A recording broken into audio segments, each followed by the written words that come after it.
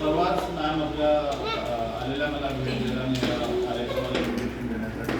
तेव्हा आमची भरपूर चर्चा झाली की अक्कलकोटमध्ये कशी गरज आहे, काय काय करायला पाहिजे आणि कुठं कुठं लोकांवरती लक्ष, कुठं कुठं दुर्लक्षित झालेल्या आहेत गोष्टी.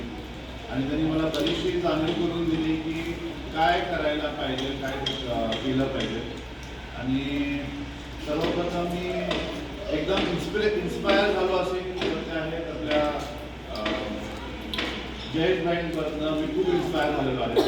आता मी नाही म्हटलं तरी मी वयाने खूप छोटा आहे, त्यामुळे मला भरपूर गोष्टी शिकण्यासारख्या आहेत आणि मी त्यांना माझा एक इन्स्पिरेशन म्हणून समजतो आणि मला पण त्यांच्यासाठी चांगले कार्य करायचे आहे. माझ्या अक्कलकोटला याच्यापूर्वी मला काहीच कल्पना नव्हती मी करणार काय अक्कलकोटमध्ये सांगितलं. आणि मग नाशिकचा आस्तिक कसा झालो ते मलाही कळालं नाही. स्वामी महाराजांचं आपण या पुण्यनगरीत राहतो. मी ब्लेस समजतो स्वतःला की आपण या पुण्यनगरीत राहतो.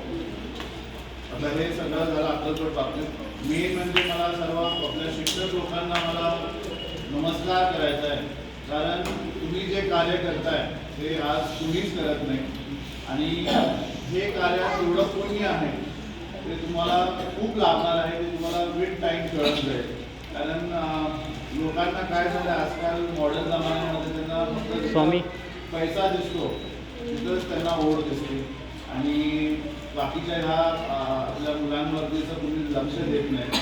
जसं पाटील साहेबांनी त्या टायमाला सुरू केलेलं आहे आणि ते तुम्ही आता ते खूपच गर्वाची गोष्ट आहे पाटील साहेबांना पण. आणि या निमित्ताने माझ्या दोन छोटे